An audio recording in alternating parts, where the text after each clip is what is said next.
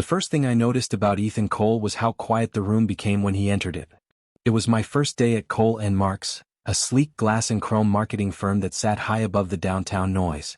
I'd ironed my shirt twice that morning, told myself to stand tall, to sound confident. But none of that mattered when I stepped into his office for the first time. He didn't even look up right away. Just finished signing a document, slid it across the desk, and then finally raised his eyes.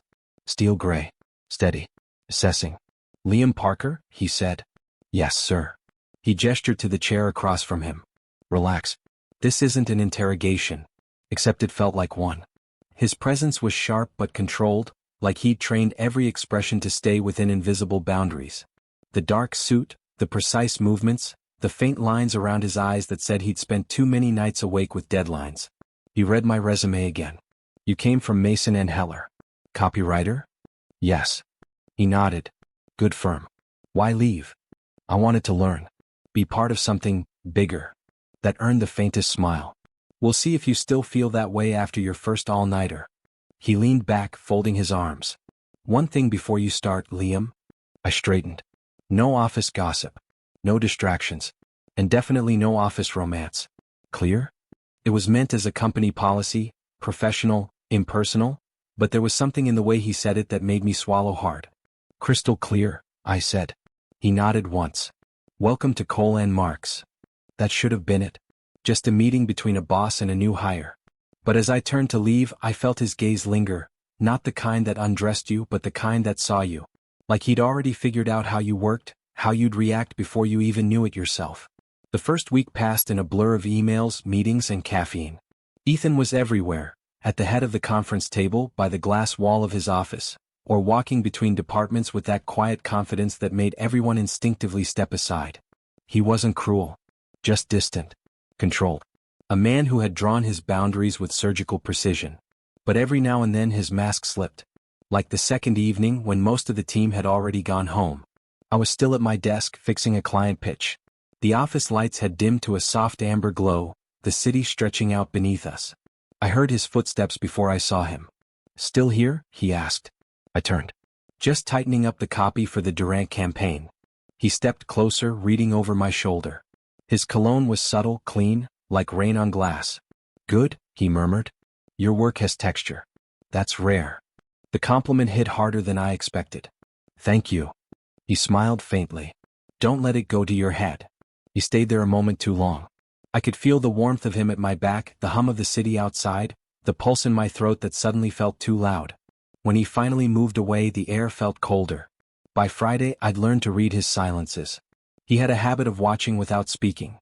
Hands clasped, eyes sharp, head tilted just slightly as if testing the weight of every word you said. During one presentation, our eyes met across the conference room table. I froze mid-sentence. He gave the smallest nod, almost imperceptible, but it was enough to steady me. Enough to make me want to earn that look again. Later that day he stopped by my desk. "You did well." "Thanks," I said, trying not to sound breathless. He hesitated, then added quietly, "You listen. That's a good thing in this place." I wanted to ask what he meant, but he was already walking away, sleeves rolled, tie loosened, the weight of leadership still on his shoulders. That night, the building emptied early. The cleaning crew's vacuum hummed in the distance. I stayed behind, finalizing the Durant edits. I was halfway through another paragraph when a reflection flickered on the glass. Ethan, standing behind me. He must have been leaving. But instead he stepped closer to my desk. "You really don't know how to stop, do you?" "Trying to make a good impression," I said. He gave a low laugh. "You already have." The room went quiet again. Just the hum of the air conditioner and the glow of computer screens. He leaned against my desk, arms folded, watching me. "What?" I asked, half smiling. He shook his head.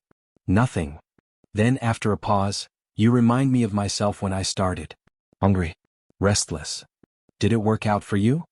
He looked out the window where the city lights shimmered like spilled stars. "Depends on what you call working out." For a moment, the distance between us didn't feel like hierarchy or rules. It felt like two people on the same side of a glass wall, both pretending not to press their hands against it. Then he cleared his throat, straightening. "Go home, Liam. You'll thank me in the morning." "Yes, sir." He walked away, but just before he disappeared into his office, he looked back. One brief glance, unreadable, steady. the kind of look that stayed long after he was gone.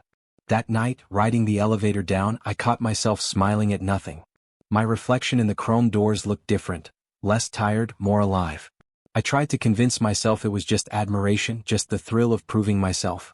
But deep down I already knew. It wasn't the job that made my heart race. It was the way he looked at me. The longer I worked at Cole and Marks, the quieter the office became after 6. By 7 it was usually just the two of us. The city stretched out beneath the glass, traffic like slow-moving light. Ethan thrived in those hours. The daylight version of him, the one who barked orders in meetings and cut through proposals like a scalpel, melted into something softer once everyone was gone. He'd loosen his tie, slip off his jacket, and roll his sleeves with the same precision he did everything else. I learned the sounds of him then, the low scrape of his chair, the faint sigh he made when a spreadsheet refused to balance, the rhythm of his typing, measured, unhurried. Those sounds filled the office until I almost didn't need music anymore. One evening, rain pressed against the windows in steady sheets. I was editing slides for a pitch. He was drafting numbers for the budget. He said, "You always stay this late?" "Only when I'm trying to impress someone." He looked up. "And who's that?" I smiled. "You tell me." He didn't answer. Just gave a half smile and went back to his work. But a minute later he said quietly, "You already have." Something in my chest stumbled. We didn't talk much after that. The rain did the talking for us, steady, relentless. When I finally stood to leave, he rose too. "Hold on," he said, reaching into the small closet near his desk. "You'll need this." He handed me an umbrella. Black, sleek, probably more expensive than my shoes. "I can't take this," I protested. "Consider it a loan." Our fingers brushed as I took it. A simple thing, but my pulse jumped anyway. He didn't pull back right away. His thumb grazed mine, barely a second at most, but it was enough to make the world tilt. I saw it flicker in his eyes too. Awareness, hesitation, something unnamed. Then he cleared his throat. "Good night, Liam." I left before I could forget how to breathe. The next day we pretended nothing had happened. But the pretending made it worse. Every time he walked past my desk, I felt the ghost of that touch. Every time he spoke my name, it landed differently, softer, heavier. During lunch, I caught him looking through the glass wall that separated his office from the main floor. Not the casual glance of a boss checking in, something longer, thoughtful, like he was trying to unlearn something he'd already started to feel. That evening he called me into his office to go over client revisions. I sat across from him, notebook in hand, while he leaned over my shoulder to point at the screen. "Move the tagline here," he said, his voice close enough that I felt his breath on my temple. I did as he asked, but my hands weren't steady. He noticed. "You okay?" he asked. "Fine." "You're not." I turned my head without thinking. We were too close. His face was inches from mine, his tie brushing my sleeve. His eyes flicked to my mouth and back again so quickly I could have imagined it. But I didn't. The air changed, that fast, dense, electric, fragile. Then someone knocked on the glass door. The spell broke. Ethan stepped back so abruptly his chair scraped the floor. "Come in." His voice was back to professional, steady. An intern poked his head in with a question, and just like that, the world righted itself. Except it didn't. 2 nights later, the elevator stopped between floors on our way down. Just the two of us, the hum of machinery, the faint scent of coffee and cologne. Ethan exhaled through his nose. "Great." I laughed softly. "Guess the building doesn't like overtime." He pressed the emergency button. "Nothing." "Well," he said, "looks like we're stuck." He leaned against the mirrored wall, crossing his arms. For a while neither of us spoke. Then he said, "You know, I used to love nights like this. The quiet after everyone left." "What changed?" He hesitated. "It's quieter now than it used to be." Something in the way he said it made my throat tighten. We stood there, watching the floor numbers flicker uselessly. The silence grew warm, not awkward, like a space we'd both stepped into and didn't quite know how to leave. I said, "You don't always have to be the boss, you know?" He turned his head, a faint smile ghosting his lips. "And what would I be instead?" "Human." He stared at me then, steady, unblinking. The elevator lights carved silver across his face. "You make this place easier," he said quietly. The words hit harder than I expected. My pulse stuttered. Before I could reply, the elevator jolted back to life. We both laughed, too loud, too relieved. When the doors opened at the lobby, we stepped out like nothing had happened. But in that flicker of silence before we spoke, I caught the truth in his eyes. It wasn't nothing. It was too close to be nothing. After the elevator incident, Ethan and I both pretended it never happened. But silence has a memory of its own. It lingers, breathes, grows roots. Meetings became rehearsed. We spoke through clipped sentences, kept a safe distance, but our eyes never quite learned how to look away. Every time I caught his gaze across the conference room, something unspoken tightened between us, like a string we were both afraid to pluck. He stopped coming by my desk as often. Instead, he'd send messages that read like fragments of thought. Good work today. Need your edits before 5. Efficient. Polite. Devoid of everything that made them mean more. And yet, every time my phone lit up with his name, my pulse betrayed me. One Friday evening I stayed late again. Most people had left for a company dinner, but I preferred the quiet hum of the office after hours. The glow from the monitors softened the edges of everything. The glass walls, the rain on the windows, my own thoughts. I was finishing a layout when I heard footsteps behind me. Still here? He said, voice low. I turned. He stood in the doorway of his office, jacket off, tie loose. For the first time he looked tired. Not the kind of tired coffee fixes, but the kind that sits in your chest. Didn't expect anyone else, I said. I had reports to finish, he replied, but there was a faint smile, like he knew we both needed the excuse. He walked over, stopping beside my desk. You should take a break. I could say the same to you. He glanced at my screen, then at me. You always stay until it's perfect. Isn't that what you want from your team? For most of them, yes. I frowned. And me? His mouth curved into a small, careful smile. You push yourself too hard. It wasn't criticism, it sounded more like concern. The kind that feels personal. He noticed the empty coffee cup beside me. You've had, what, 3 of those? 4, I said. He shook his head and turned toward the kitchenette. A minute later he came back holding a bottle of water. Drink this, he said. That's an order. I laughed. You always mix kindness with command? It works, he said. It did. We worked side by side for another hour.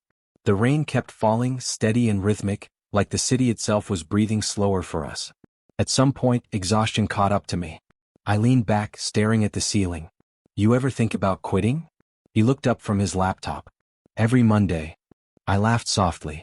So why don't you? He thought about it for a long time before answering. Because there's always one person who still believes this place can mean something. When he said it, his eyes flicked toward me. The room went quiet again. He closed his laptop, stood and stretched. Come on.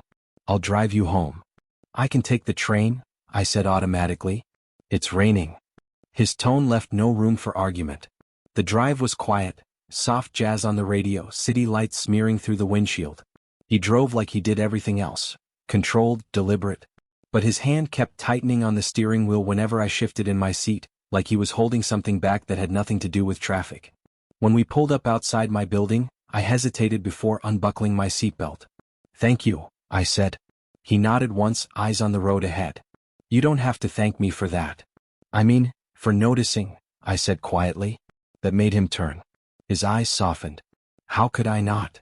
The air between us stilled.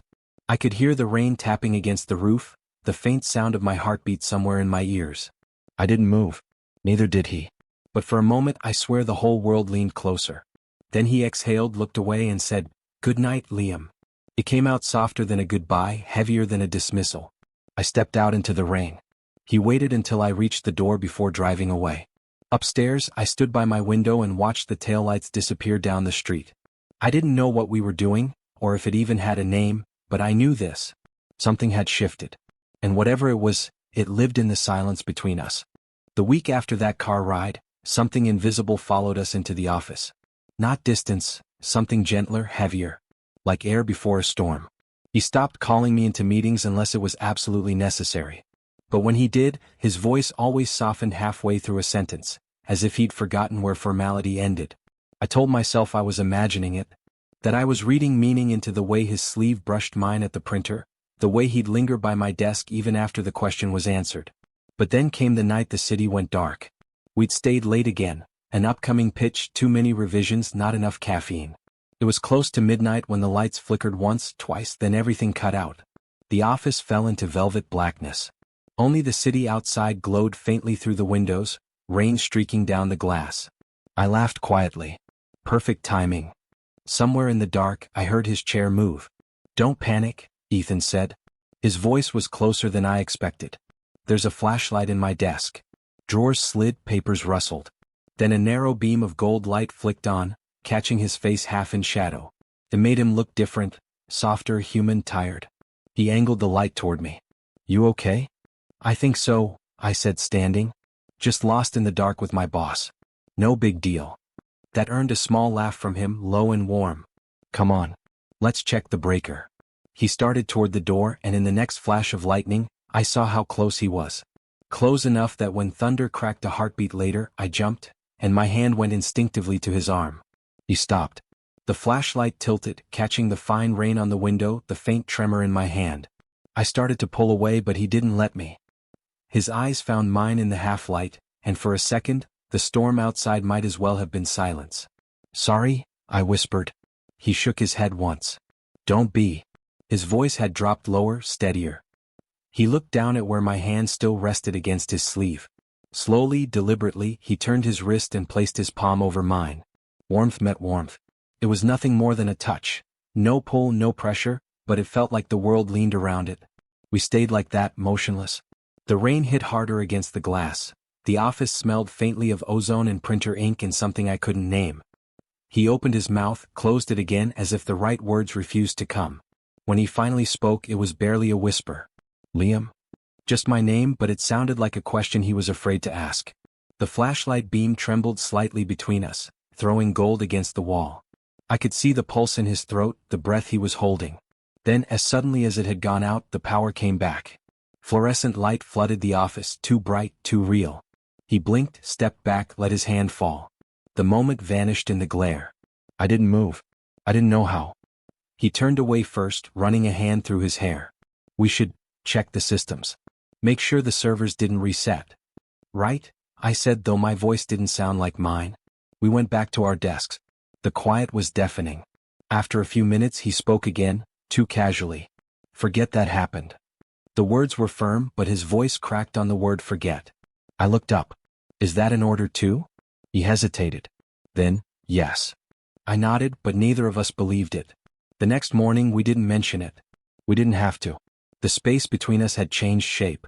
He came into the office wearing the same calm expression, but I noticed the small things. The way he avoided standing too close, the way he gripped his coffee mug a little tighter during meetings. At one point our hands brushed when we reached for the same file. He froze, the briefest flinch, then withdrew his hand as if burned.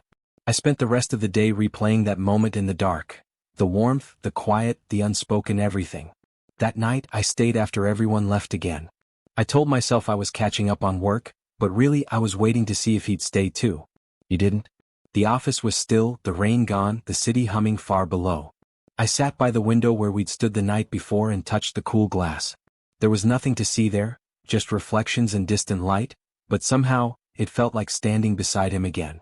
For the first time I admitted it to myself, not out loud, not in words, but in that deep, quiet place where truth hides until you stop pretending. Whatever this was, it wasn't just admiration anymore. It wasn't confusion. It was something that had found its own rhythm between us. Fragile, real, impossible to forget. The touch had stayed even after he walked away. We avoided each other for days after the blackout. Not in an obvious way, just in the careful choreography of two people pretending the floor plan had changed. He'd take the long way around the conference table. I'd choose a different elevator. Conversations happened through email, even when our offices were 10 steps apart. But distance is only space when you don't feel its weight. Every silence between us hummed with the memory of that night.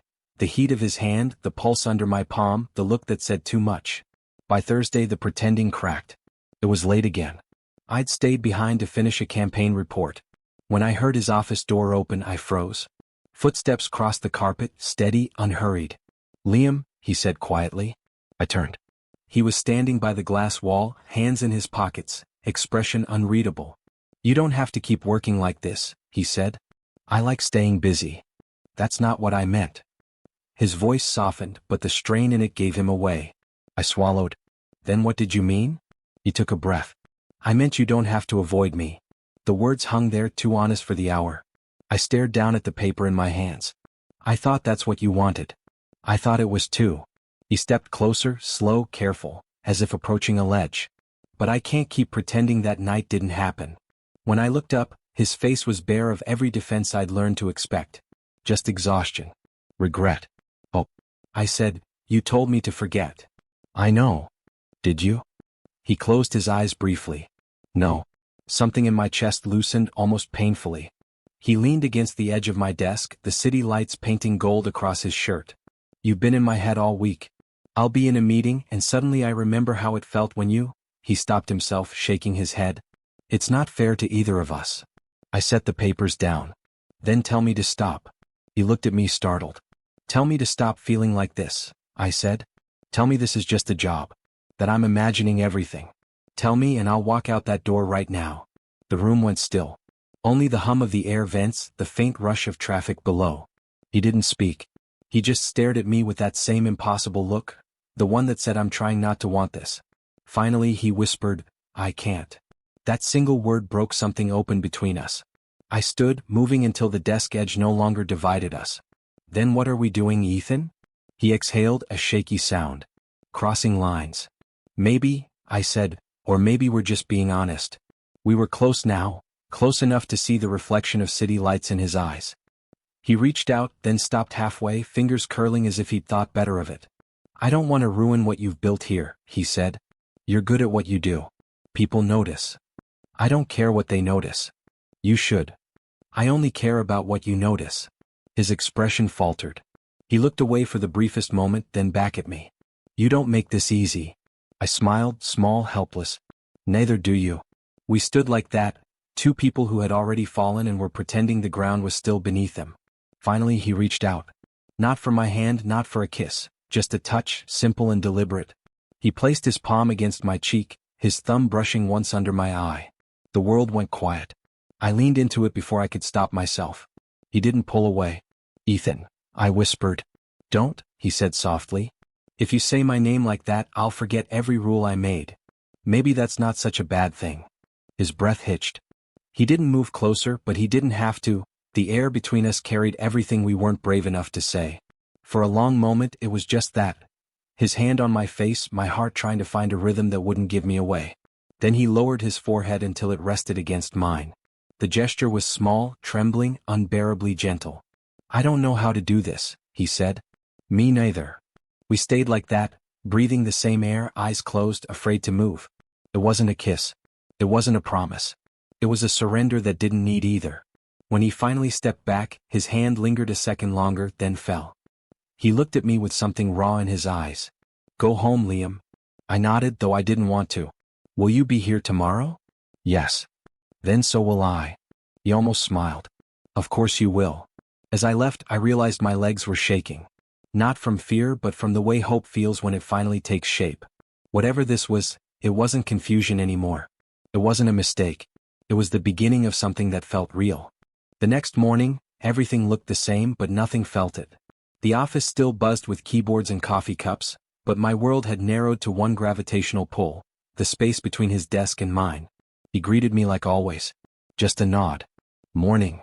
But it lingered, a half second too long to be ordinary. I wanted to answer the way I always did, light, easy, harmless. Instead it came out softer. Morning. And that was all it took to tip the balance. We didn't talk about that night again. Not directly. But everything after it existed in a quieter frequency, one that words couldn't touch. He started staying later again. Not because he needed to, because I did.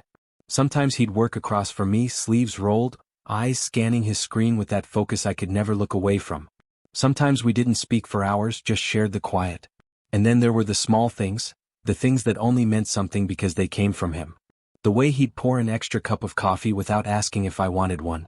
The way he'd glance up from his notes and smile, just barely. The way he'd find reasons to walk past my desk, brushing my shoulders, saying, "You should go home," but never meaning it. I didn't go home. Neither did he. One Friday night, rain was falling again. The others had gone.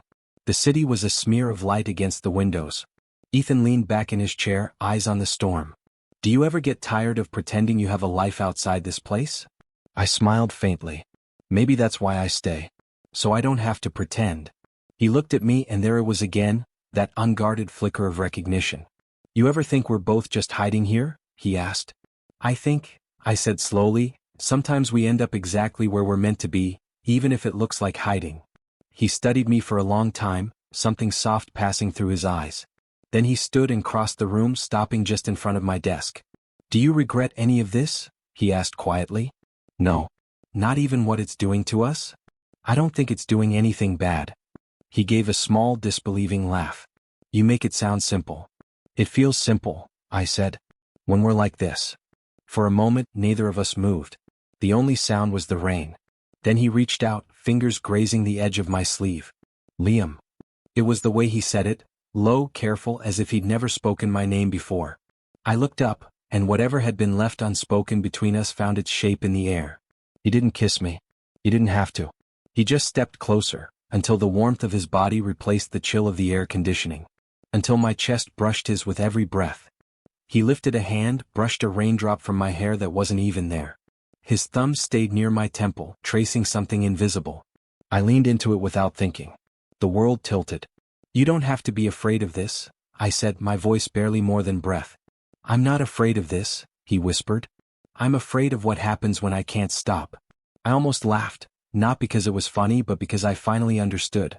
He wasn't the unshakable man I'd built in my head. He was human, and he was trying just as hard not to fall apart. "Then don't stop," I said. He closed his eyes, exhaled, and for the first time since I'd met him, I saw him let go of something. Maybe control, maybe guilt, maybe the idea that he had to be perfect all the time. When he opened his eyes again, something in him had shifted. He cupped the back of my neck, tentative but sure, and rested his forehead against mine again. The same gesture as before, only now it wasn't restraint. It was permission. We stayed like that for what felt like forever. Just breathing. Just being. The office lights reflected in the glass behind him, soft halos of white. Outside, the storm kept time with our silence. I don't know how long we stood there, only that when he finally pulled back, the look in his eyes was calm, steady, almost peaceful. "I didn't know I was waiting for this," he said quietly. "Me neither." He smiled, the kind that comes from somewhere deep, not joy exactly but the relief of being understood. "Go home," he said again, but this time his hand lingered against mine when he said it. "I will," I promised. Eventually. That weekend we didn't text, didn't call. But Monday morning when I walked into the office he was already there, coffee on my desk, same seat, same quiet. We didn't need to talk about it. Whatever had happened between us had settled into something wordless and steady. For the first time since I'd started that job, I didn't feel like I was waiting for something to happen. It already had. The Monday after everything changed, I expected something to break. A rumor. A question. Maybe a look from someone who saw too much. But the office was ordinary, almost painfully so. Phones rang. Printers hummed. The world kept turning as if nothing had shifted beneath our feet. And maybe that was the strangest part, how normal it felt. He didn't avoid me. He didn't overcompensate either. We just existed, side by side, quietly rewritten. Sometimes I'd catch him looking at me across a meeting table, his eyes soft for half a second before they turned professional again. Sometimes I'd bring him coffee before he could ask, and he'd murmur a quiet "thank you," like it meant more than caffeine ever could. No one noticed. Or maybe they did. Maybe they saw the undercurrent, the rhythm that pulsed beneath the surface and chose to look away. But to me it felt like something sacred. A week later, I found him still in the office long after everyone else had left. It was one of those heavy evenings, the kind where the city glowed dull gold through rain and glass. He was at the window, jacket off, tie loosened, staring out like he'd forgotten what time meant. I stood at the doorway. "You waiting for someone?" He glanced back, a half-smile ghosting his face. "I could ask you the same thing. I think I'm waiting for you to tell me to go home again. Would you listen if I did?" "No." He laughed quietly, the kind of sound that felt like it belonged to a different version of him. One less guarded. "Come here," he said. I walked across the room, stopping beside him at the window. The city stretched beneath us, endless and humming. For a while, neither of us said anything. Then he said, "You ever think about how strange it is? The way people walk in and out of your life and sometimes one person just stays." I nodded. "Yeah. I think about that a lot." He turned toward me. His tie brushed against his shirt. His sleeves were rolled up, skin warm under the faint light. "You're not supposed to stay, Liam. You know that, right?" I smiled, sad and certain. "I know." He looked down, fingers tightening slightly on the window ledge. "I meant what I said before, about not wanting to ruin what you've built here." "And I meant what I said too," I replied. "You haven't ruined anything." His eyes lifted to meet mine. "You make it sound easy again." "It's not easy," I said. It's just worth it. He breathed out, long and quiet, like he'd been holding that air for days. Then, almost carefully, he reached for my hand. The gesture was small, tentative, but it didn't feel like a secret anymore. Just truth, plain and human. We stood like that, watching our reflection in the glass. Two figures outlined by city light, caught between the lives we had and the one we were still too afraid to name. I used to think, he said, that being good at what I do meant never letting anyone get close. That if I controlled everything, I couldn't lose it. And now? I asked. He smiled faintly. Now I think control is overrated. I squeezed his hand gently. That's a dangerous thing for a boss to admit. He chuckled. Don't quote me in the next meeting. We didn't kiss. We didn't need to. Something about that moment, the way our hands fit, the quiet between us, said everything that words couldn't. For the first time since that first week, I wasn't afraid of what would happen next. Whatever it became, mistake, miracle, memory, it was ours. I don't remember how long we stood there before we finally packed up to leave. But I remember the silence of the elevator, the way our shoulders brushed, the brief touch when he handed me my coat. Outside the rain had stopped. The streets gleamed under the lamplight. Want me to call you a cab? He asked. I shook my head. I'll walk. He hesitated, then nodded. All right. I started toward the doors, then turned back. You going home? He looked up at me, eyes tired, kind, warm. Eventually. That word, eventually, caught between us, soft and familiar. I smiled. Then I guess I'll see you tomorrow? You will, he said. The next morning, sunlight cut through the glass walls for the first time in weeks. The city glowed clean, washed new. He was already at his desk when I came in, coffee waiting for me again. Morning, he said, voice low, steady. Morning, I answered. No one else in the world would have noticed the way his thumb brushed mine as I took the cup. But I did. And for once, I didn't try to hide the smile that came with it.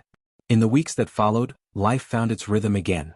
Late nights, quiet mornings, the soft echo of footsteps across the office floor.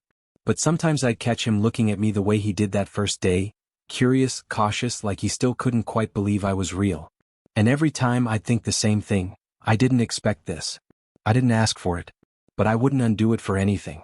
Months later, when someone new joined the team, I overheard him giving the same speech he'd given me on my first day.